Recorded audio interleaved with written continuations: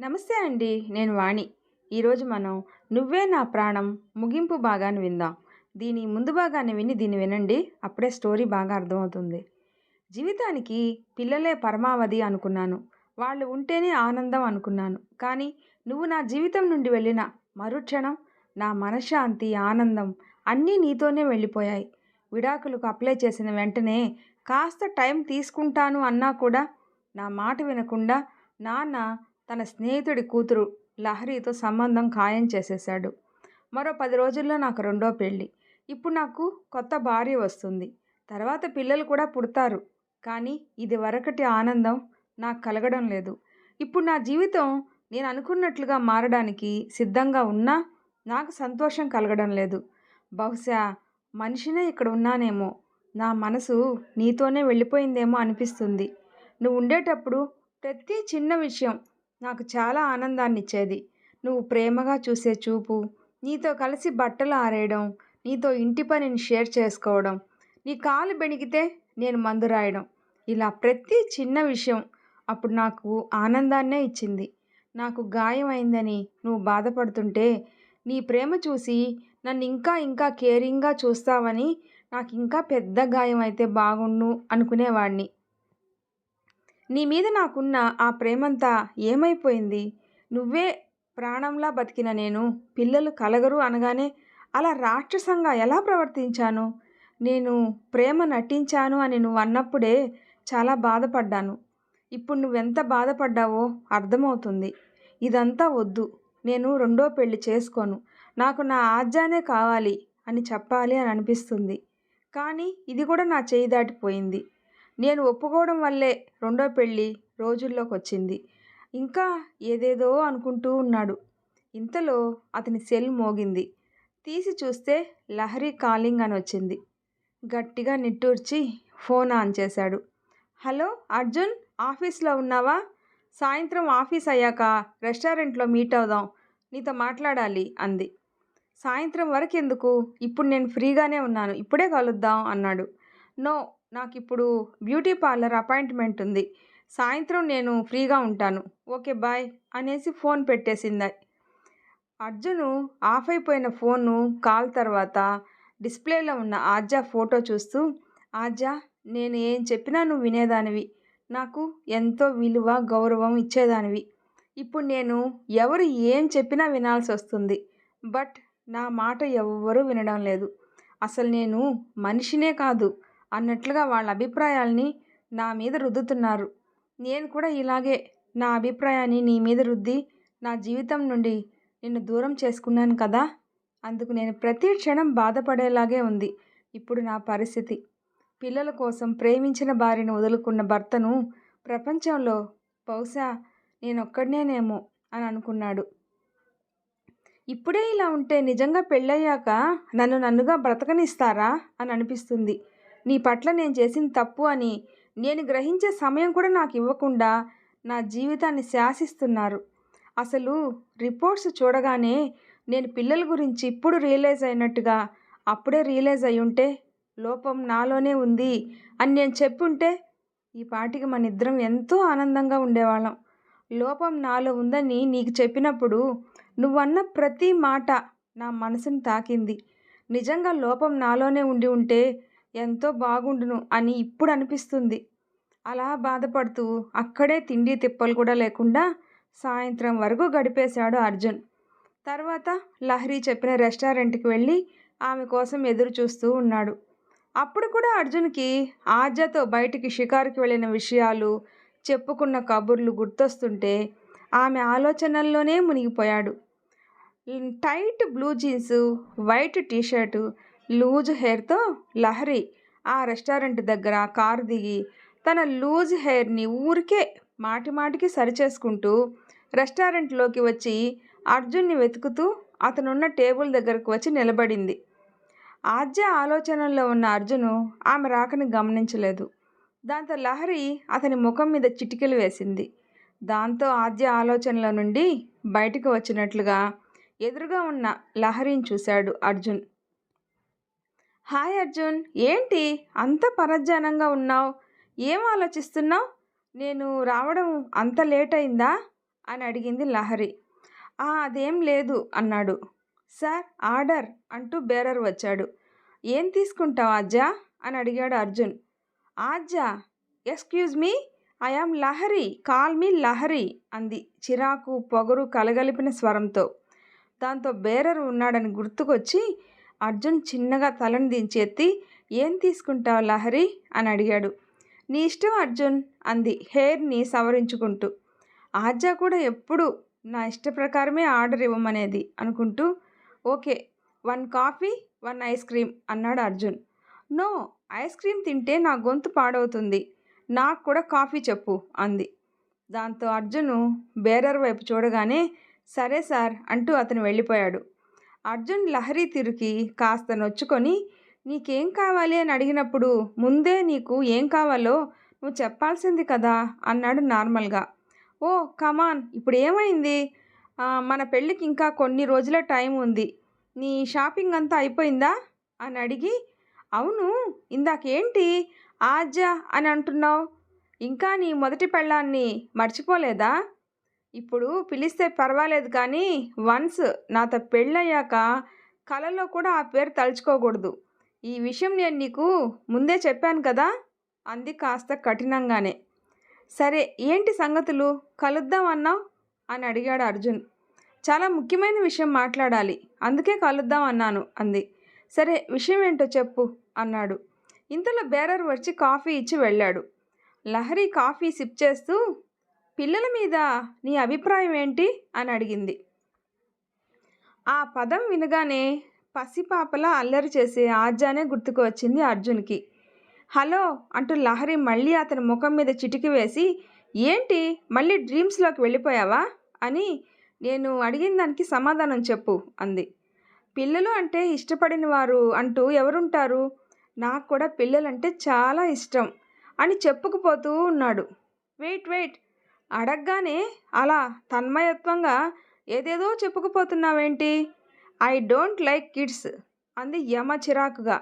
ఏంటి అని అతను ఆమె వైపు అసహనంగా చూసేసరికి, పెళ్ళి అవ్వగానే ఏ ఎంజాయ్మెంటు లేకుండా ఇంత కడుపు వేసుకొని ఉండడానికి నాకు అస్సలు ఇష్టం లేదు. డెలివరీ అయితే స్టమక్ మీద మార్క్స్ పడతాయి, ఎంత కవర్ చేసినా కూడా కనిపిస్తాయి. ఇక ఫీడింగ్ చేస్తే నా స్ట్రక్చరే అసహ్యంగా మారిపోతుంది. అలా అయితే నేను భరించలేను. తినకుండా అయినా ఉండగలను కానీ అందంగా కనిపించకపోతే బ్రతకలేను. సో మనకి కిడ్స్ వద్దు అంది ధాటిగా. వద్దంటే ఇప్పట్లో వద్దా, అసలుకే వద్దా అని అనుమానంగా అడిగాడు అర్జున్. అసలుకే వద్దు అంది నిర్మోహమాటంగా. నేను నా పేరెంట్స్కి ఒక్కడినే, సో నాకు సంతానం ఉండాలి అని, వారసులు కావాలి అని, వాళ్ళతో ఆడుకోవాలని నా పేరెంట్స్కి నాకు ఉంటుంది కదా అన్నాడు చాలా వరకు కోపాన్ని అణుచుకుంటూ. ఎవరో ఆడుకుంటారని నేను పిల్లల్ని కనాలి అంటున్నావా? నేనేమి యంత్రాన్ని కాదు అంది లహరి పొగురుగా. అసలు నేను నిన్ను రెండో పెళ్ళి ఎందుకు చేసుకోవాలి అని అనుకుంటున్నానో నీకు తెలుసా అని అడిగాడు. నీ ఎక్స్ వైఫ్ క్యారెక్టర్ మంచిది కాదు అని విడాకులు ఇస్తున్నావు, అందుకే నన్ను పెళ్లి చేసుకుంటున్నావు అంతే కదా అంది లహరి రెక్లెస్గా. అలా అని నీకెవరు చెప్పారు అని అడిగాడు కోపంగా. ఇంకెవరు చెప్తారు, మీ అమ్మగారు చెప్పారు. ఏ అది నిజం కాదా అని అడిగింది. నా ఆజ్య దేవత లాంటిది, నన్ను భర్తలా కాకుండా బిడ్డలా చూసుకునేది, నా తల్లిదండ్రులను తన తల్లిదండ్రులుగా చూసుకునేది అన్నాడు ఆర్తిగా. అంత మంచిదైతే విడాకులు ఎందుకు ఇవ్వాలని అనుకుంటున్నావు? ఇప్పుడు ఇంకా విడాకులు కూడా అవ్వకముందే నన్నెందుకు పెళ్లి చేసుకోవాలి అని అనుకుంటున్నావు అని అనుమానంగా అడిగింది. దాంతో శూన్యంలోకి చూస్తూ ఉండిపోయాడు అర్జున్. వాటెవర్, నీ ఎక్స్ప్లెనేషన్తో నాకు సంబంధం లేదు, మనకి కిడ్స్ వద్దు, నేను పిల్లల్ని కనను, ఇట్స్ ఫైనల్ అనేసి వెళ్ళిపోయింది లహరి. నా అభిప్రాయం కూడా వినకుండానే వెళ్ళిపోయింది ఏంటి అనుకుంటూ ఇంటికి కదిలాడు అర్జున్. అమ్మా, లహరితో ఈ పెళ్ళి జరగదు అన్నాడు అర్జున్ ఇంటికి వచ్చి. ఏంట్రా అలా అంటున్నావు? వాళ్ళు కట్నంగా బోలెడు బంగారం డబ్బు ఇచ్చారు, పెళ్లి పనులకు డబ్బు చాలా వరకు ఖర్చు కూడా అయిపోయింది, ఇప్పుడు పెళ్ళి జరగదు అంటే ఎలా అంది తల్లి.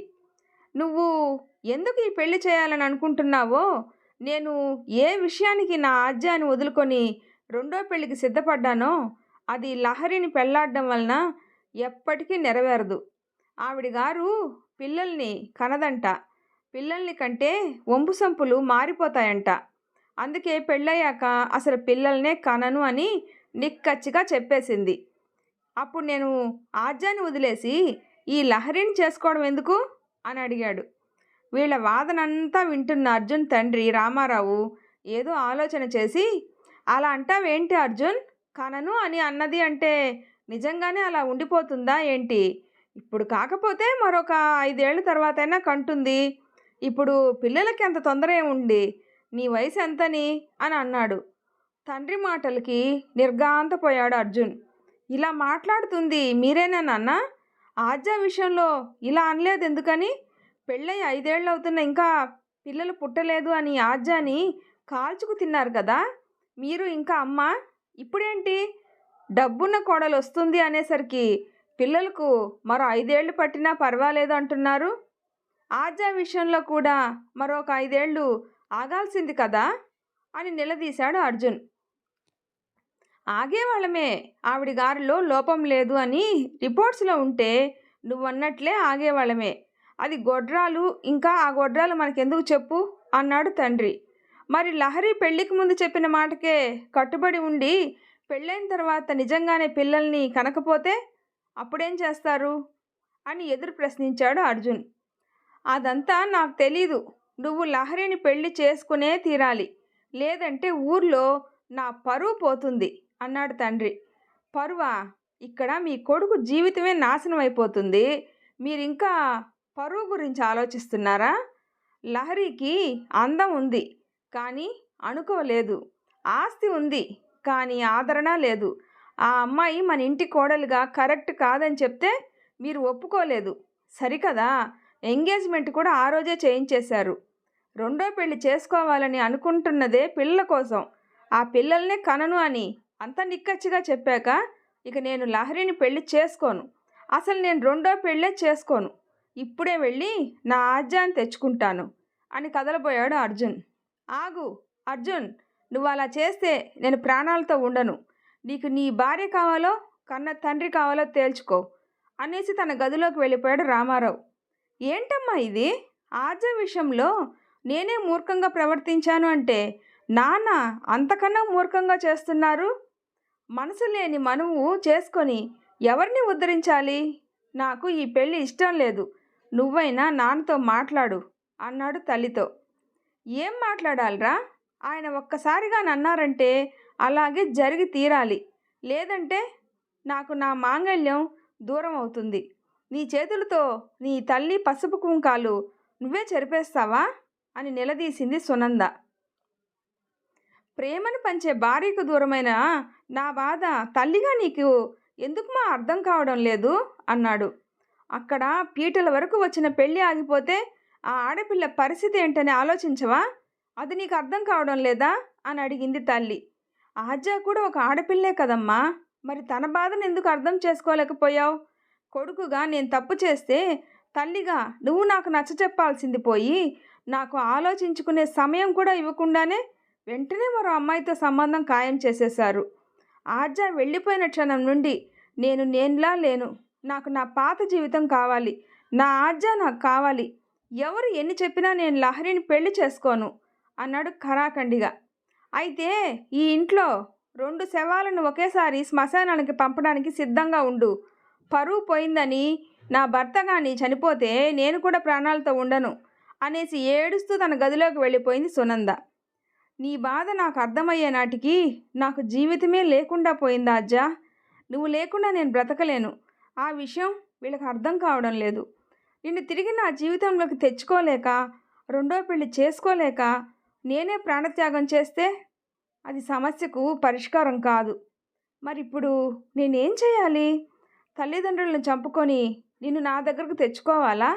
లేక ఇష్టం లేని పెళ్లి చేసుకొని నా జీవితాన్ని నాశనం చేసుకోవాలా అని బాధపడుతూ తన గదిలోకి వెళ్ళిపోయాడు అర్జున్. ఆద్య ఆఫీసులో పనిచేస్తూ చాలా అనీజీగా ఉంటుంది.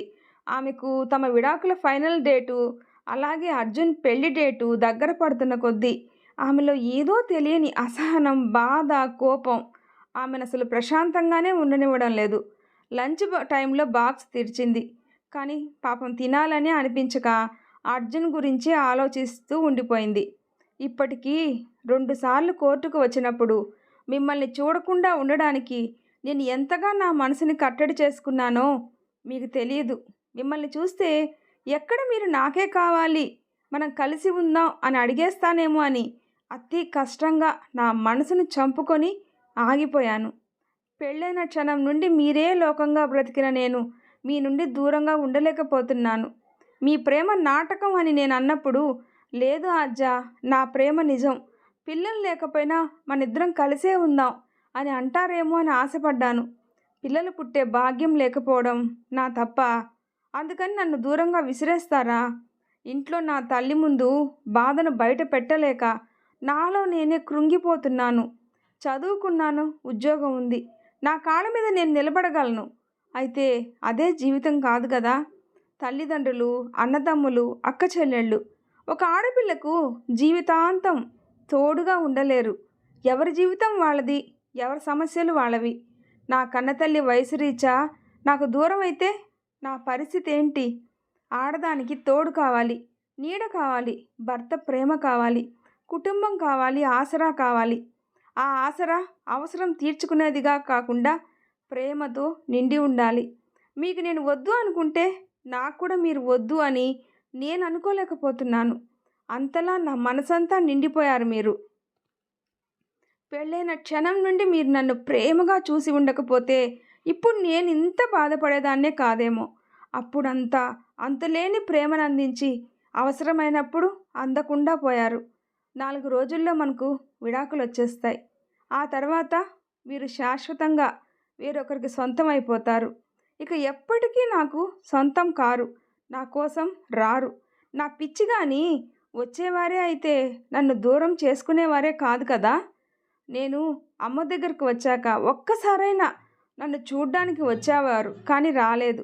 అంటే మీ మనసు నుండి అప్పుడే నన్ను పూర్తిగా చెరిపేశారా? అదే అయ్యుంటుంది.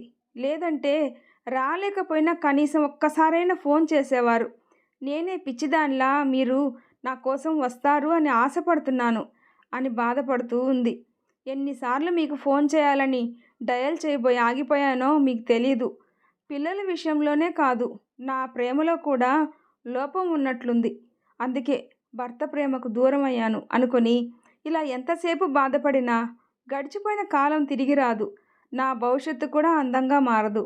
బ్రతికి ఉన్నంతకాలం ఇలా ఒంటరిగానే బ్రతకాలి అనుకుంది ఆజ్జ. అలా అనుకోగానే, లేదు, అలా జరగడానికి వీల్లేదు, నేను ఒంటరిని ఎలా అవుతాను, నేను ఒంటరిదాన్ని కాదు. అప్పుడే పుట్టిన కళ్ళు తెరవని పసికొందులను, ముఖ్యంగా ఆడపిల్లల్ని చెత్త కుప్పల్లో పారేస్తున్నారు ఎంతోమంది. తప్పు ఎవరిదైనా శిక్ష ఆ పసిపిల్లలకే వేస్తున్నారు. నేను అటువంటి పిల్లల బాధ్యత తీసుకుంటాను. ఆ లక్ష్యాన్ని నా జీవితానికి పరమావధిగా మార్చుకుంటాను. ముందైతే ఈ బాధను అధిగమించాలి, నేను బలహీన పడకూడదు అని కన్నీళ్లను తుడుచుకొని తిరిగి పనిలో లీనమైంది ఆజ్జ. కానీ భర్త మదిలో మెదిలినప్పుడల్లా ఆమె కంటి నుండి ఆమె ప్రమేయమే లేకుండానే కన్నీరు జాలువారిపోతుంది. బాధపడినంత మాత్రాన అంతా కళ అయిపోదు కదా. నేను దీన్ని యాక్సెప్ట్ చేసే తీరాలి అనుకుంటూ ఇంటికి వచ్చింది. ముభావంగా ఉన్న కూతుర్ని చూసింది. విషయం తెలిసినా కూడా, ఆఫీసులో పని ఎక్కువగా ఉందా తల్లి అని అడిగింది సుమతి. కూతురి ముందు తల్లి నటిస్తుంది, అలాగే తల్లి ముందు కూతురు కూడా నటిస్తుంది. అందుకే అవునమ్మా అనేసి తన గదిలోకి వెళ్ళిపోయింది ఆజ్జ. నీ బాధకు కారణం తెలిసినా దాన్ని తగ్గించే మందు నా దగ్గర లేదు తల్లి అనుకుంటూ తను కూడా బాధపడుతూ ఉంది. డిన్నర్ అయిపోయాక అర్జున్ ఆలోచనలతోనే అలసిపోయి నిద్రలోకి జారుకుంది ఆజ్జ. కాసేపటికే నో అని అరుస్తూ ఉలిక్కిపడి నిద్రలో నుండి లేచింది ఆజ్జ. ఫైనల్ సెషన్ టైం దగ్గర పడుతున్న కొద్దీ కూతురు మరింత వ్యధగా ఉంటుంది. ఎప్పుడు ఏం చేస్తుందో అనే అనుమానంతో సుమతి కూతురు బెడ్రూమ్ బయట సోఫాలోనే పడుకుంటుంది. దాంతో ఆమెకు ఆజ్జ అరుపు వినిపించి వెంటనే ఆమె గదిలోకి వెళ్ళి చూసింది. ఆజ్జ కంటికి కడివిడిగా ఏడుస్తూ తల్లిని చూసి అమాంతం ఆమెను కౌగిలించుకొని అమ్మా అమ్మా ఆయనకి ఆయనకి పెళ్ళైపోతుంది, నుదుటికి బాసికం కట్టి ఈ పాటికే పీటల మీద కూర్చోబెట్టి ఉంటారు. పెళ్లి కూతుర్ని తీసుకొచ్చి అతని పక్కన కూర్చోబెట్టారేమో. పెళ్లి కూతుర్నైతే నేనే కాదా, మరి నేను ఇక్కడే ఉంటే మరి ఆయన పక్కన కూర్చునేదెవరు?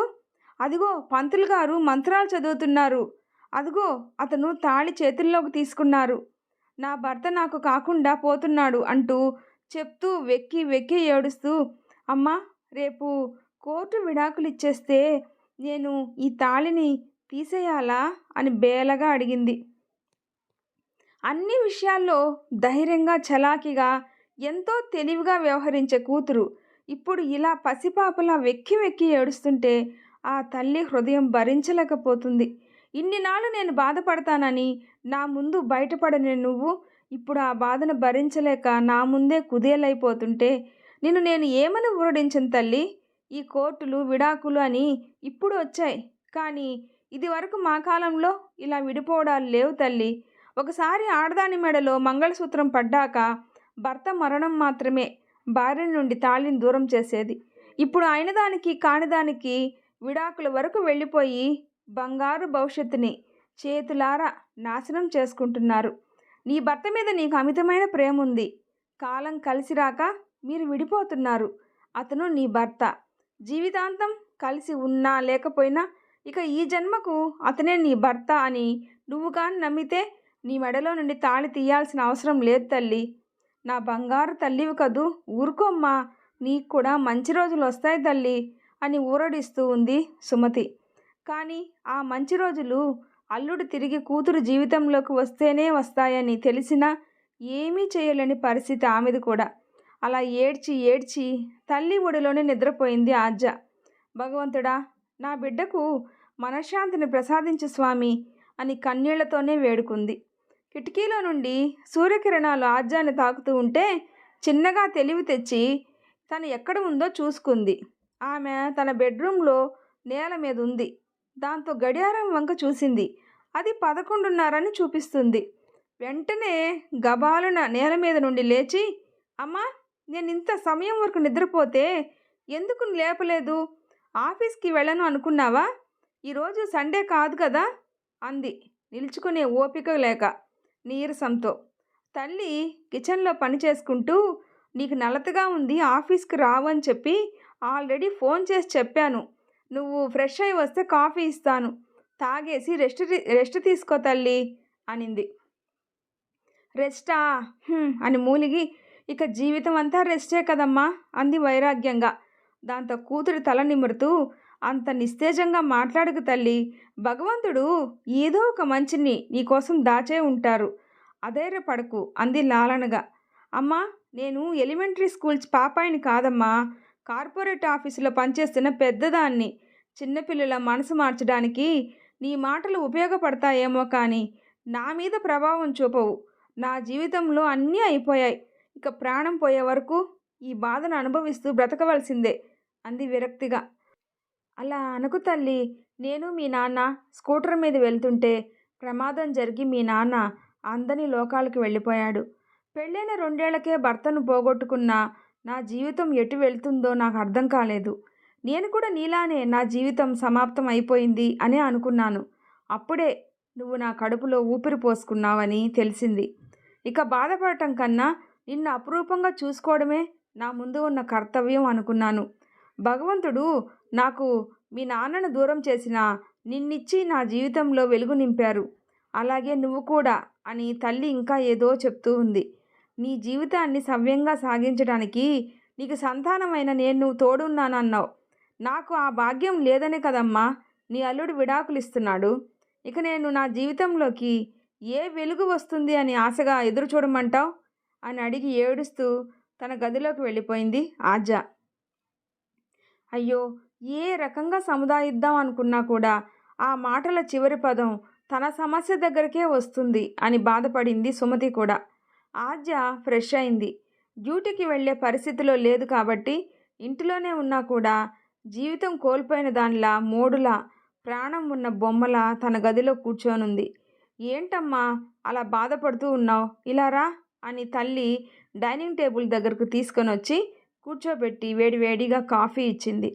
ఆ వేడివేడి కాఫీని చూస్తుంటే ఆజ్జాకి తన భర్తకి తన చేతి కాఫీ అంటే ఎంత ఇష్టమో గుర్తుకు వచ్చి అప్పుడు కూడా ఆమె కళ్ళు వర్షిస్తూనే ఉన్నాయి. మీరు నాకు విడాకులిచ్చి వేరొకరిని పెళ్లి చేసుకున్నా కూడా నేను మిమ్మల్ని మర్చిపోలేను. నాకు పిల్లలు లేరు అనే లోటు తప్ప నా జీవితానికి సరిపడా ఆనందాన్ని ఇచ్చారు మీరు అనుకుంటూ తల్లికి కన్నీళ్లు కనిపించకుండా తుడుచుకుంది. అప్పుడే కాలింగ్ బెల్ మోగింది. ఆజ్జా తలుపు తీయడానికి లేవబోతూ ఉంటే, నువ్వు కూర్చో అమ్మా, ఎవరో ఏంటో నేను చూస్తాను అని సుమతి తలుపు తీసి ఎదురుగా ఉన్న వ్యక్తిని చూసి షాక్ అయినట్లుగా ఉండిపోయింది. ఎదురుగా ఉన్న వ్యక్తికి ఆమె కళ్ళల్లో గూడు కట్టిన కన్నీరు ఆమె చెంపల మీద నుండి జాలువారడం కనిపిస్తూ ఉంటే, నేను లోపలికి రావచ్చా అని అడిగాడు గడప దగ్గర ఉన్న అర్జున్. మీరు బంధాన్ని తెంపుకోవాలని అనుకున్నారు, కానీ మేము అలా అనుకోలేదు బాబు, ఎప్పటికీ అనుకోము కూడా అని లోపలికి రండి బాబు అని లోపలికి నడిచింది సుమతి. అర్జున్ హాల్లోకి వచ్చేసరికి లెఫ్ట్ సైడ్ ఉన్న డైనింగ్ టేబుల్ మీద మొహాన్ని ఆనించి చేతులు చాపి విరక్తిగా ప్రాణం లేని బొమ్మలా ఉన్న ఆజ్జా కనిపించింది. ఆమెను అలా చూడగానే గుండెలో చేయి పెట్టి కెలికినట్టు అయింది అతనికి. దానికి కారణం కూడా తనే అని అతనికి తెలుసు. అందుకే ప్రేమగా ఆజ్జా అని పిలిచాడు. ఆ స్వరం వినగానే మదిలో గంటలు మోగినట్లుగా, తన సర్వస్వం తన కళ్ళెదురుగా ఉన్నట్టుగా మెరుపుతో కూడిన దరహాసం వచ్చింది ఆమె మోములో. మళ్ళీ అంతలోనే నా పిచ్చి గాని అంతా అయిపోయాక మళ్ళీ అతను నా కోసం వస్తాడు అనుకోవడం నా భ్రమ అని అనుకోగానే ఆమెలో ఆనందం ఒక్క క్షణంలో ఆవిరైపోయి మళ్ళీ ముభావంగా అయిపోయింది. ఆమె బాధ అతనిని మరింతగా బాధిస్తుంటే పంటి బిగువున బాధను ఆపుకుంటూ మళ్ళీ ఆజ్జా అని పిలిచాడు అర్జున్. ఇప్పుడు డైనింగ్ టేబుల్ నుండి ముఖాన్ని హాల్ వైపు తిప్పిన ఆజ్జాకి అర్జున్ కనిపించగానే ఆమె ముఖం వెలిగిపోతుండగా ఒక్క పరుగులో భర్తను చేరుకొని అతని ముఖాన్ని తేరిపారా చూసి అతని హత్తుకోవాలని అతని భుజాల వరకు చేతులు పోనిచ్చింది. మళ్ళీ అంతలోనే ఆగిపోయి, ఇప్పుడు పరాయిదాన్ని అయిపోయాను అనే ఫీలింగు ఆమెలో తన చేతులను అంచెలంచెలుగా కిందకి దించేస్తూ, మీరు అడిగిన చోటల్లా సంతకాలు చేసేసాను కదా, నా నుండి ఇంకా ఏమైనా సంతకాలు పెండింగ్లో ఉండిపోయాయా అని అడిగింది. ఆమె ఎంత బాధపడుతుందో అతని కంటికి కనిపిస్తూనే ఉంది. ఆమె బాధ అతని మనసుని మెలిపెడుతూ ఉంది. దాంతో అర్జున్ ఇక ఆగలేక ఆమెను అమాంతం హత్తుకున్నాడు. ఈ ఆసరా కోసమే పరితపిస్తున్న ఆమె ఏడుస్తూ అతని ఆలింగనంలో సేద తీరుతూనే ఉంది. కూతురు బాధ చెవికి వినపడుతున్నా కూడా కిచెన్లో కాఫీ పెట్టే పనిలో వాళ్ళకి ప్రైవసీ ఇవ్వాలని చెప్పి కిచెన్లోనే ఉండిపోయింది సుమతి. నన్ను క్షమించు ఆజ్జా, నిన్ను చాలా బాధ పెట్టాను. ఇంకెప్పుడు నిన్ను బాధ పెట్టను. నీకు దూరంగా ఉండటం ఎంత నరకమో నీకు దూరం అయ్యాకే నాకు బాగా తెలిసింది ఆజ్జా. ఇంకెప్పుడు నిన్ను దూరం చేసుకోనరా అంటూ ఆమెను నిలువెల్లా తాకుతూ ఆర్తిగా ఆమె వదనాన్ని ముద్దాడుతూ తన బాధను తీర్చుకుంటూ ఉన్నాడు అర్జున్. ఆజ్జా కాసేపటికి వాస్తవంలోకి వచ్చి అతని నుండి వేరుపడి, మీరు నిజంగా నా కోసం వచ్చారా? ఇప్పుడు మాట్లాడిందంతా నిజమేనా? పిల్లల్ని కనలేని గొడ్రాల్ని అని మీరే కదా నన్ను మీ నుండి దూరం చేశారు. మళ్ళీ ఇప్పుడు ఎందుకు నాలో ఆశలు రేపాలని చూస్తున్నారు? విడాకులిస్తే సరిపోదా? నా ప్రాణాలు కూడా కావాలా? చెప్పండి, ఆనందంగా ఇచ్చేస్తాను.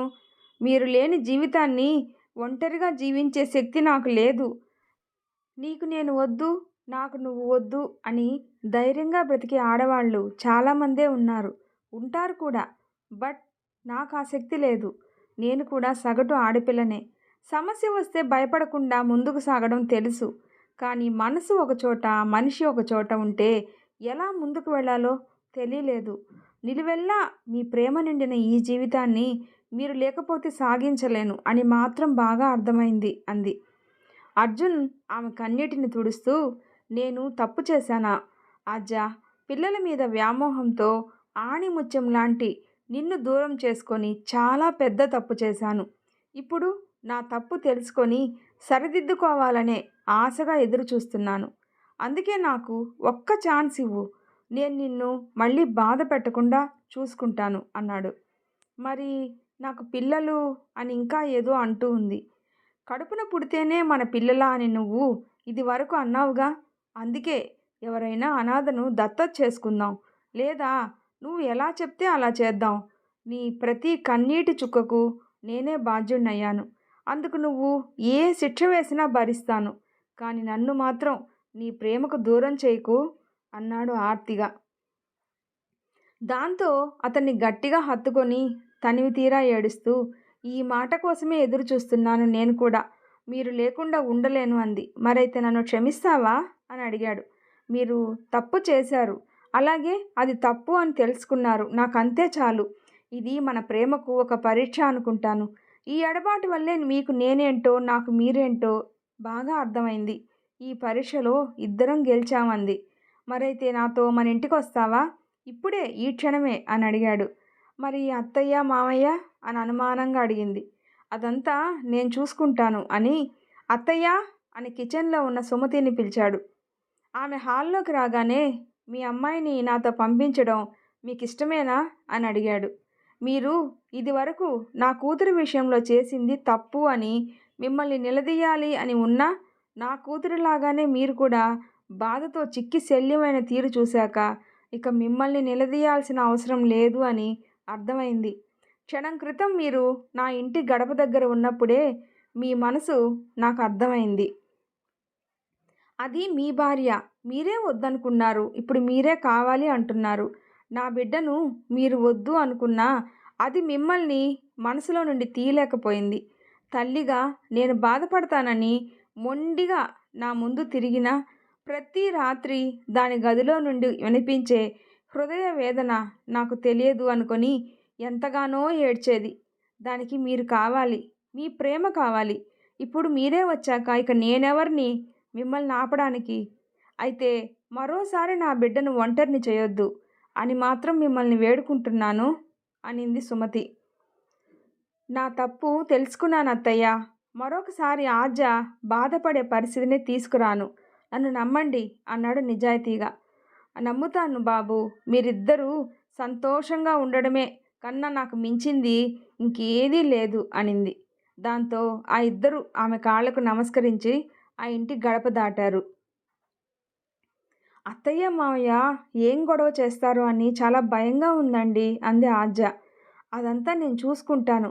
అయితే అక్కడ ఏం జరిగినా నన్ను విడిచి వెళ్ళిపోకు ఆజ్య. అలా వెళ్ళను అని నాకు మాట ఇవ్వు అన్నాడు.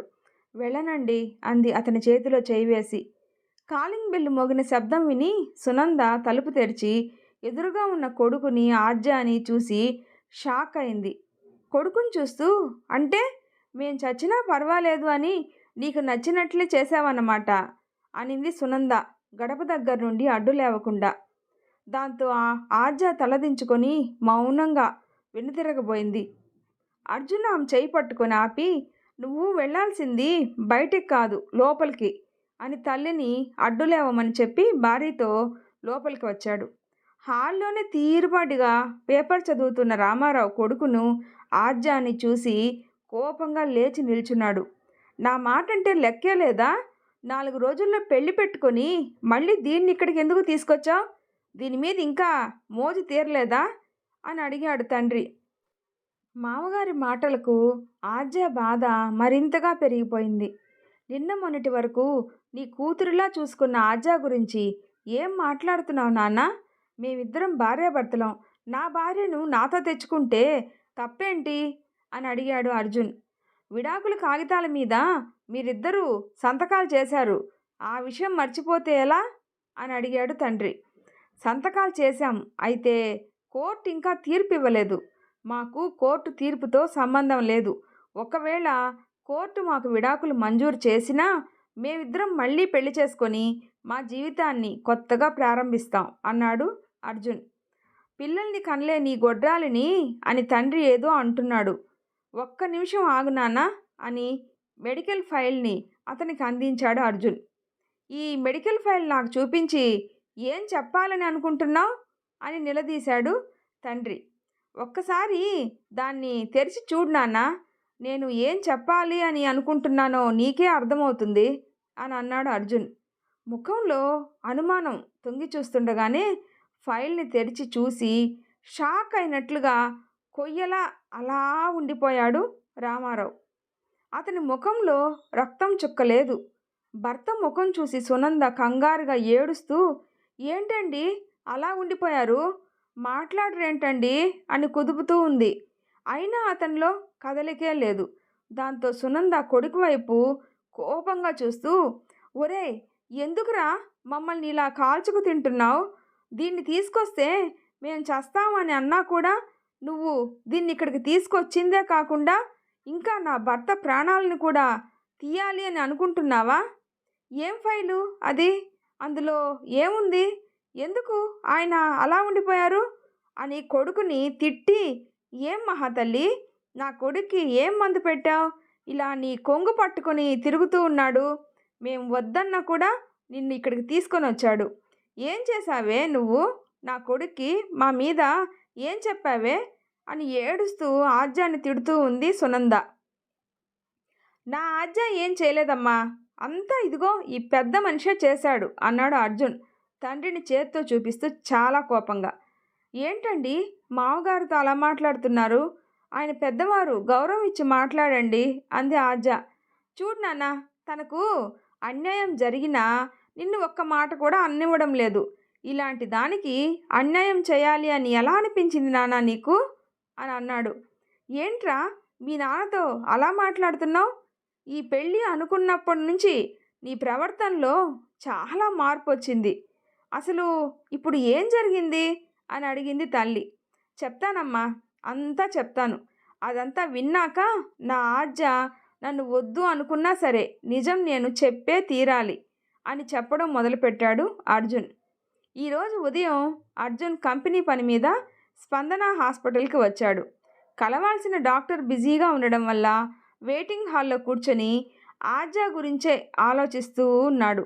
అప్పుడే హలో అర్జున్ అని విష్ చేశాడు ఆ హాస్పిటల్ చీఫ్ డాక్టర్ ప్రసాద్. ఆలోచనల నుండి బయటకు వచ్చిన అర్జున్ ఆయన్ని చూసి లేని నవ్వు పులుముకుంటూ, హలో అంకుల్, బాగున్నారా అని తండ్రికి స్నేహితుడైన డాక్టర్ ప్రసాద్ని విష్ చేశాడు. నేను బాగున్నాను, కానీ నీకే ఏమైంది? చదువుకున్నావు, ఎంతో సంస్కారం ఉన్నవాడివి, ఇలా ఎలా చేస్తున్నావు అని ప్రశ్నించాడు అతను. మీరేమంటున్నారు అంకుల్? నాకు ఏం అర్థం కావటమే లేదు అన్నాడు అర్జున్. ఇందులో అర్థం కాకపోవడానికి ఏముంది? నువ్వు రెండో పెళ్లి చేసుకుంటున్నావు కదా, పెళ్ళికి కూడా రోజులోకి వచ్చినట్టుగా ఉంది. అలా ఎలా చేసావు? ఆజ్య నువ్వు ఎంతో అన్యోన్యంగా ఉండేవారు. ఆజ్య ఎంతో మంచిది. ఆ పిల్లకు అన్యాయం చేసిందే కాకుండా ఇప్పుడు ఇంకో అమ్మాయి జీవితం కూడా నాశనం చేయాలని అనుకుంటున్నావా అని అడిగాడు అతను. అంకుల్, మీరు మా నాన్నకి స్నేహితులు. నేను ఎటువంటి వాడినో మీకు కూడా తెలుసు కదా, మరి ఎందుకని ఇలా మాట్లాడుతున్నారు?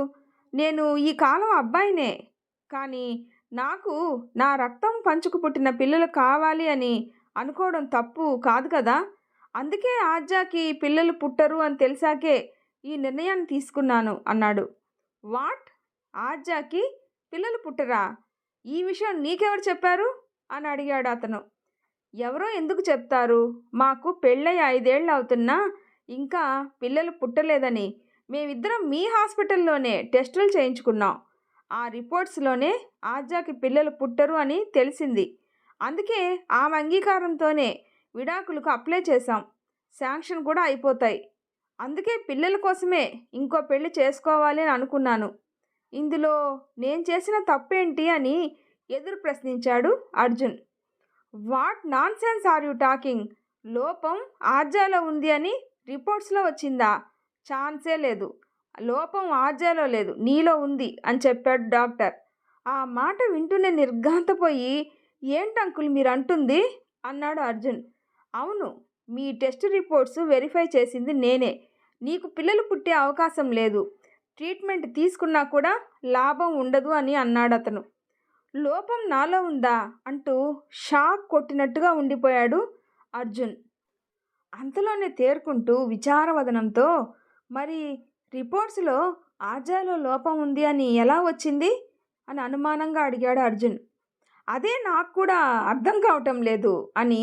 ఒక్క నిమిషం ఆగు అని డాక్టర్ ఎవరికో ఫోన్ చేసి అర్జున్ ఆజ్యాల మెడికల్ రిపోర్ట్స్ టైప్ చేసింది ఎవరు అని అడిగాడు చీఫ్ డాక్టర్ హోదాలో. వాళ్ళు చెక్ చేసి ప్రదీప్ ప్రిపేర్ చేశారు సార్ అని చెప్పారు. సరే అని ఫోన్ పెట్టేసి నాతో రా అర్జున్ అని డాక్టర్ ప్రదీప్ ఉన్న రూమ్లోకి వెళ్ళాడు. అతనితో పాటు అర్జున్ కూడా. అక్కడ ప్రదీప్ ఎవరివో రిపోర్ట్స్ చెక్ చేస్తూ టైప్ చేస్తూ ఉన్నాడు. డాక్టర్ ప్రసాద్ని చూసి ప్రదీప్ లేచి విష్ చేసి చెప్పండి సార్ విషయం ఏంటి అని అడిగాడు. అర్జున్ ఆజ్యాల రిపోర్ట్స్ మార్చి టైప్ చేసింది నువ్వే కదా అని నేరుగా అడిగేశాడు డాక్టర్. దాంతో ప్రదీప్ తడబడిపోతూ నేనా నేనే టైప్ చేశాను, కానీ రిపోర్ట్స్లో ఏముందో అదే టైప్ చేశాను అన్నాడు అతను. వెంటనే డాక్టర్ ప్రదీప్ చెంపను పగలగొట్టాడు.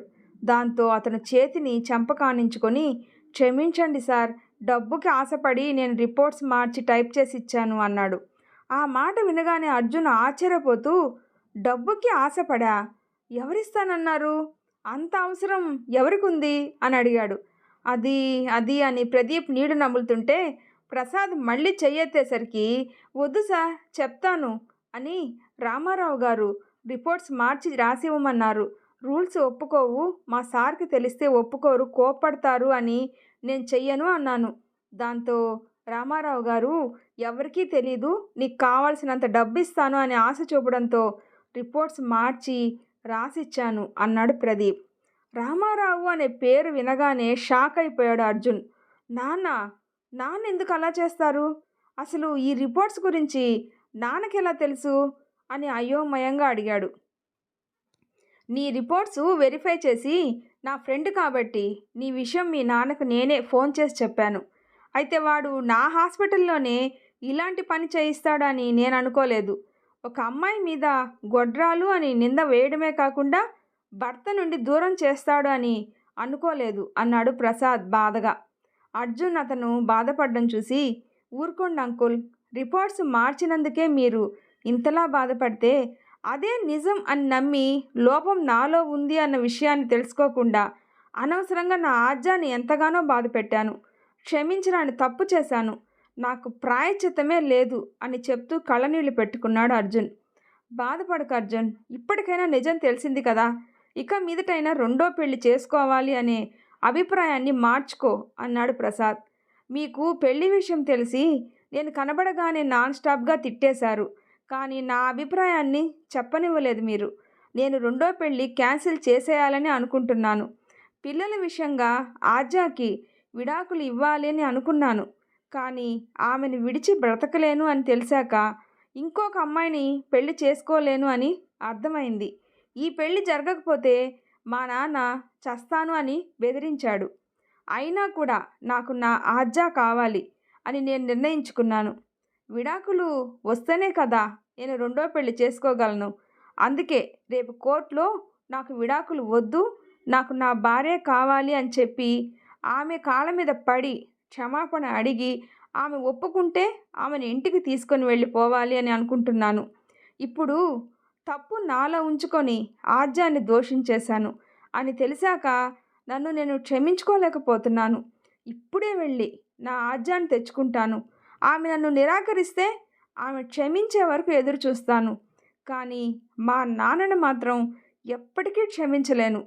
లోపం నాలో ఉంది అని తెలిసి ఇదివరకే ఒక ఆడపిల్ల జీవితం నాశనం అయిపోయాక కూడా మరొక ఆడపిల్ల జీవితాన్ని నాశనం చేయాలని ఎలా అనుకున్నాడు? నేను ఈ విషయాన్ని మా నాన్నతోనే తెలుసుకుంటాను అనేసి యాక్చువల్గా రిపోర్ట్స్ ప్రింటౌట్ తీయించుకొని నీ దగ్గరికే వస్తున్నాను అజ్జా, నువ్వు క్షమించే వరకు ఎదురు చూస్తాను అనుకొని ఆమె జాబ్ చేస్తున్న ఆఫీస్కి వెళ్ళాడు. ఆమెకు ఆ రోజు హెల్త్ బాగోలేదు అని తెలిసి అక్కడి నుండి ఆజ్జా ఇంటికి బయలుదేరాడు అర్జున్. అర్జును ఇదంతా చెప్పి ఇప్పుడు చెప్పమ్మా, నాన్నతో నేను ఇలా మాట్లాడడం తప్ప అని అడిగాడు. లోపం నాలో లేదా మీలో ఉందా అని నిర్ఘాంతపోయి అడిగింది ఆజ్జా. అవునా అజ్జా, ప్రాబ్లము నాలో ఉంటే నీలో ఉందని ఈ పెద్ద మనిషి డబ్బులిచ్చి మరీ అబద్ధపు రిపోర్ట్స్ రెడీ చేయించాడు. అదే నిజమని నమ్మి నిన్ను దూరం చేసుకున్నాను. ఆ క్షణం నుండి ఈ క్షణం వరకు మనశ్శాంతి కరువైంది. ఆజ్జా, ఈ విషయం నేను నీకు మీ ఇంటి దగ్గరే చెప్పకపోవడం నా తప్పే. ఇప్పుడు నీకు నిజం తెలిసింది. లోపం నాలో ఉన్నా కూడా నువ్వు నన్ను యాక్సెప్ట్ చేస్తావు అనే నమ్మకంతో నిన్ను తిరిగి తెచ్చుకున్నాను. అయితే నా వల్ల పిల్లలు కలగరు అనే న్యూనత నీలో గనక ఉంటే రేపు కోర్టులో విడాకులు తీసుకుందాం. నువ్వు మరో పెళ్ళి అని ఇంకా ఏదో చెప్పబోతూ ఉన్నాడు. ఆద్య చేతితో అతని నోటిని మూసి, పిల్లలు పుట్టరు అనే లోపం ఎవరిలో ఉంది అన్నది నాకు అనవసరం. నాకు మీ ప్రేమ కావాలి, జీవితాంతం కావాలి అంది కన్నీళ్లతో. అర్జున్ ఆమె వైపు ఆర్తిగా చూసి కోపంగా తండ్రి వైపు తిరిగి, చూసావా నాన్న, లోపం నాలో ఉన్నా నా వల్ల పిల్లలు కలగరు అని అన్నా కూడా నేనే కావాలి అంటుంది. భర్తగా నాకు ఇంత విలువిచ్చింది. ఇటువంటి అమ్మాయికి అన్యాయం చేయాలని ఎలా అనిపించింది? చెప్పు నాన్న, ఎందుకు చేసావు ఇలా? ఫ్రెండ్వి అని డాక్టర్ అంకులు నా పరిస్థితి నీకు చెప్తే అభం శుభం తెలియని ఈ అమాయకురాలి మీద నింద వేయాలని నీకెలా అనిపించింది? అసలు రిపోర్ట్స్ మీద నీకెందుకు అనుమానం వచ్చింది అని అడిగాడు అర్జున్. దాంతో రామారావు విషయం తెలిసిపోయాక ఇక దాపరికం ఎందుకు అని, అవును నేనే చేశాను. నా కొడుక్కి పిల్లలు కనే సామర్థ్యం లేదు అని లోకానికి తెలిస్తే నా పరువు పోతుంది అని నేనే అలా రిపోర్ట్స్ మార్పించాను అని పొగరగా అని, ఈ సంవత్సరం కాకపోతే ఇంకొక సంవత్సరం నీకు పిల్లలు పుడతారులే అని నేను కూడా ఊరుకున్నాను. అయితే 5 సంవత్సరాలు అవుతున్నా పిల్లలు కలగలేదు అని మీరు టెస్టులు చేయించుకోవడానికి వెళ్ళినప్పుడే ప్రాబ్లం ఆజ్యాలో ఉంటే విడాకులు ఇప్పించి నీకు ఇంకొక పెళ్లి చేయాలి అని అనుకున్నాను. అదే లోపం ఒకవేళ నీలో ఉంటే అనే ఆలోచన రాగానే ఊరిలో నా పరువు పోతుంది అనిపించింది. అందుకే నీకన్నా ముందు నీ రిపోర్ట్స్ నేను కలెక్ట్ చేసుకొని విషయం తెలుసుకుందాం అనుకున్నాను. అయితే నా ఫ్రెండే ఫోన్ చేసి ఈ విషయం చెప్పేసరికి ఏదైతే జరగకూడదు అని అనుకున్నానో అదే జరుగుతుంది అనిపించింది. అందుకే వెంటనే హాస్పిటల్కి వెళ్ళి ప్రదీప్తో మాట్లాడి డబ్బు ఆశ చూపించి రిపోర్ట్స్ మార్చి రాయించాను అని కేర్లెస్గా చెప్పాడు. తండ్రి సమాధానంతో అర్జున్ కోపంగా చూస్తూ, ఏంటి నీ పరువు పోతుందా? ఇక్కడ ఒక అమ్మాయి, ఆమెతో ముడిపడి ఉన్న నీ కొడుకు జీవితం నాశనం అయిపోతుంది అని ఆలోచించలేదా? సరే ఆలోచించలేదు. ఒక అమ్మాయికి నా వల్ల అన్యాయం జరిగిపోయింది, దాన్నే పూడ్చలేము అని అంటే ఇంకో అమ్మాయి జీవితం నాశనం చేయాలని ఎలా అనుకున్నారు నాన్న? నా ప్రశ్నకు సమాధానం చెప్పు. లహరికి కూడా పిల్లలు పుట్టకపోతే అప్పటికి కూడా నా లోపాన్ని బయటపెట్టకుండా నాకు మూడో పెళ్లి చేసేవాడివా? చెప్పు నాన్న చెప్పు అని కోపంగా అడిగాడు అర్జున్. లహరికి పిల్లలంటే ఇష్టం లేదని నాకు ముందే తెలుసు. ఫ్రెండ్ని కలవాలని నేను లహరి నాన్న దగ్గరికి వెళ్ళినప్పుడు ఆ అమ్మాయి ఆలోచనలను చాలా వరకు అబ్జర్వ్ చేశాను. ఆమె 1కి 2 సార్లు పిల్లలంటే ఇష్టం లేదు, నేను ఎప్పటికీ కనను అని ఫ్రెండ్స్తో చెప్పడం విన్నాను. కోట్ల ఆస్తి ఉంది, ఒక్కరితే కూతురు, ఆమెను నీకిచ్చి పెళ్లి చేస్తే ఆస్తంతా మనకే వస్తుంది అని నింద ఆజ్జా మీదకి నెట్టి నీకు ఆమెతో పెళ్లి చేసేయాలి అని అనుకున్నాను. ఆమెకి ఎలాగో పిల్లల్ని కనాలని లేదు, సో లోపం నీలో ఉంది అన్న విషయం ఎప్పటికీ ఎవరికీ తెలియదు అని ఇలా చేశాను అని గొప్పగా చెప్పాడు రామారావు. ఇదంతా ఆస్తి కోసం చేసావా నాన్న? మనకున్నది సరిపోదా నాన్న? నీ వయసు ఇప్పుడు 65 సంవత్సరాలు, ఇంకా ఎంతకాలం బ్రతుకుంటావో తెలీదు. నాకా పిల్లలే లేరు, మరి ఆస్తి వస్తే మాత్రం ఏం చేసుకుంటావు నాన్న? అన్యోన్యంగా ఉన్న మా జీవితాల్లో ఎంత పెద్ద చిచ్చు పెట్టావో నీకు తెలియడం లేదు నాన్న. నా భార్య ప్రాణాలతో ఉంది కాబట్టి నాకు బుద్ధి వచ్చి తనని తిరిగి తెచ్చుకున్నాను.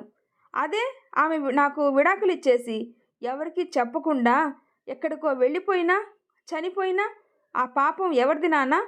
నాలో లోపం ఉంది అని అబద్ధం చెప్తే నాకు మీ ప్రేమ చాలు, మనకి పిల్లలు వద్దండి అంది నాన్న నా ఆజ్జా. అటువంటి నా ఆజ్జాకి కీడు తలపెట్టావు కదా, ఆస్తి కోసం ఆశపడ్డావు కదా. ఈ ఇల్లు, కారు, సౌకర్యాలు అన్నీ నువ్వే అనుభవించు. నేను నా భార్యను తీసుకొని ఇంట్లో నుండి వెళ్ళిపోతున్నాను. నాకు మీ మీద నమ్మకం లేదు. లోపం ఆమెలో ఉంది అని చెప్పి ఆమెగా ఇల్లు విడిచి వెళ్ళిపోయేలాగా చేసిన మీరు రేపు ఆమెను నాకు శాశ్వతంగా దూరం చేయరు అని ఏంటి గ్యారంటీ? నాకు జన్మనిచ్చిన తల్లిదండ్రుల్ని కళ్ళల్లో పెట్టి చూసుకోవాలి అని అనుకున్నాను. కానీ కొడుకు జీవితాన్నే ప్రశ్నార్థకంగా మారుస్తారు అని అనుకోలేదు. అందుకే నేను నా భార్యతో వేరే వెళ్ళిపోతున్నాను అని ఆద్య చెయ్యి అందుకున్నాడు అర్జున్. ఒరేయ్ ఆగరా! ఆయన తప్పు చేశారని నేను ఒప్పుకుంటాను. ఆద్య విషయంలో ఆయన ఇలా చేశారని తెలియక అభం శుభం తెలియని ఈ పిల్ల ఇంట్లో నుండి వెళ్ళిపోతే నీకు నచ్చచెప్పి తీసుకురాకుండా దగ్గరుండి ఇంకో సంబంధం చూశాను. మేం చేసింది తప్పే. ఇప్పుడు మమ్మల్ని వదిలి వెళ్ళిపోతే నువ్వు లేకుండా ఎలా బ్రతకాలరా? నా మాట విని ఆగరా అంది తల్లి. నువ్వు విన్నావా నా మాట? మీ ఆయనకి నచ్చచెప్పి ఈ పెళ్ళి ఆపించమ్మా అంటే నువ్వు విన్నావా? లోపం నాలో ఉంది అని అంకుల్ చెప్పకపోయినా నేను ఎలాగైనా సరే ఈ పెళ్ళి క్యాన్సిల్ చేయాలని అనుకున్నాను. నా ఆజ్యాని బాధ పెట్టినందుకు క్షమాపణలు అడిగి ఆమెను ఇంటికి తెచ్చుకుందాము అని అనుకున్నాను. నేను బ్రతిమలాడటం వలన, నా తప్పు ఒప్పుకోవడం వలన ఆమె నాతో వచ్చినా ఆమె వల్లే ఈ ఇంటిలో పిల్లలు లేరు అని ఆమె జీవితాంతం క్షోభను అనుభవిస్తూనే ఉంటుంది కదమ్మా. ఇతను చేసిన పనికి పోలీస్ కంప్లైంట్ ఇవ్వాలి. నేను కూడా ఇంట్లో నుండి వెళ్ళిపోతే నువ్వు ఒంటరి దానివి అయిపోతావు కదా అని వదిలేశాను అనేసి పద అజ్జా, మనం ఈ ఇంట్లో ఉండనవసరం లేదు అని కదలబోయాడు. కానీ అతని అడుగు ఒక్క అడుగు కూడా ముందుకు పడలేదు. వెనక్కి తిరిగి చూసేసరికి అతని చేతిని పట్టుకుని ఉన్న ఆజ్జా వద్దు అని తల అడ్డంగా ఊపింది. ఏంటి ఆజ్జా అన్నాడు అర్థం కాక. మావయ్య గారు తప్పు చేశారు, కాదు అనడం లేదు. అయితే ఈ వృద్ధాప్యంలో మీ తల్లిదండ్రుల్ని వదిలేసి మీరు సుఖంగా ఉండగలరా? నా పట్ల మామగారు తప్పు చేశారు అని మీరు అంటున్నారు. అంతకన్నా పెద్ద తప్పు నా విషయంలో మీరు కూడా చేశారు కదా. ఆయన రిపోర్ట్స్ మార్పిస్తే మాత్రం నాకు పిల్లలు వద్దు, ఆజ్జాయే కావాలి అని మీరు ఆ క్షణం అనుకున్నారా? అలా అనుకుని ఉంటే ఇప్పుడు ఈ సమస్య ఇంత పెద్దది అయ్యేదే కాదు. మీరు మీ తప్పు తెలుసుకున్నారు. ఒక్క ఛాన్స్ ఇవ్వమని నన్ను అడిగారు. నేను మిమ్మల్ని దెప్పి పొడవడం లేదు. అదే ఒక్క ఛాన్సు ఈ పెద్దవాళ్ళకు కూడా ఇవ్వండి అంటున్నాను. నా కన్న తండ్రి నేను పుట్టకముందే చనిపోయారు. నాకు తండ్రి ప్రేమే తెలీదు. పిల్లలు పుట్టలేదు అనే విషయం వదిలేస్తే నేను ఇంట్లో కాలు పెట్టిన క్షణం నుండి నా అత్తమామలు నన్ను వాళ్ళ కూతురులాగానే చూసుకున్నారు. చిన్న చిన్న గొడవలు, మనస్పర్ధలు ఎక్కడైనా ఉంటాయి. నేను ఇంత చెప్పినా వినకుండా మనం వెళ్ళిపోదామంటే వెళ్ళిపోదాం. మీ మాటకు నేను ఎప్పుడూ ఎదురు చెప్పను. అయితే కొడుకుకి దూరమైన బాధతో ఈ ఇద్దరికి ఏదైనా అయితే ఆ పాపం మనదే అవుతుంది. ఆ తర్వాత మీరు ఎంత బాధపడినా కూడా ప్రయోజనం ఉండదు అంది.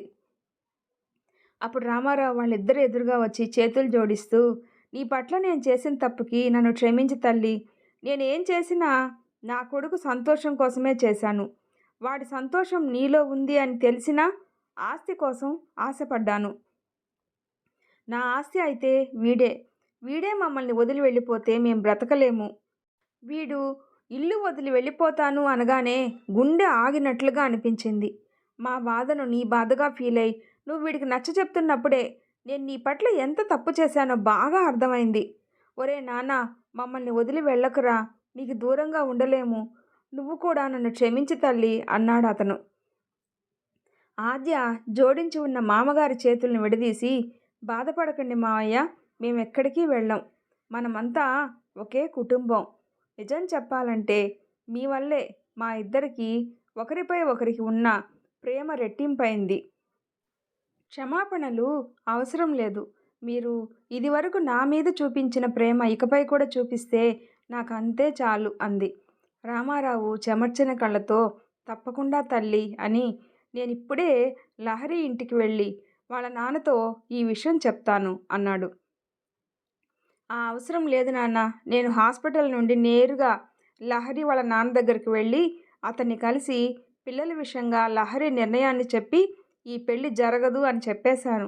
గారాల కూతురి పంతం పట్టుదల గురించి తెలిసిన అతను కూడా నాకు ఇంకేమీ అడ్డు చెప్పలేదు అనేసి, నాన్న, పిల్లల విషయంగా ఆద్య నాకు ఒక విషయం చెప్పింది. తినేశాక టిఫిన్ పొట్లాలని విసిరేసినట్లు కనేసి పిల్లల్ని పొట్లం కట్టి చెత్తకుప్పుల్లో పడేస్తున్నారు చాలామంది. అటువంటి బిడ్డను తెచ్చి పెంచుకుందాం అని చెప్పింది. ఆ ఆలోచన నాకు కూడా చాలా నచ్చింది. ఆ మాటతో ఆద్య నాకు మరింత ఉన్నతంగా కనిపించింది. అందుకే నేను కూడా ఒప్పుకుంటున్నాను. సరోగసీ అని, టెస్ట్ ట్యూబ్ బేబీ అని, మన సొంత బిడ్డ కోసం ఖర్చు చేసే డబ్బును ఒక అనాథ బిడ్డను హక్కున చేర్చుకోవడానికి ఉపయోగిద్దామని నేను కూడా అనుకుంటున్నాను. మీరేమంటారు అని అడిగాడు. రామారావు, సునంద ఒకరి ముఖం ఒకరు చూసుకొని కొడుకు కోడల వైపు చూస్తూ, మీ ఇద్దరికి ఎలా నచ్చితే అలా చేయండి.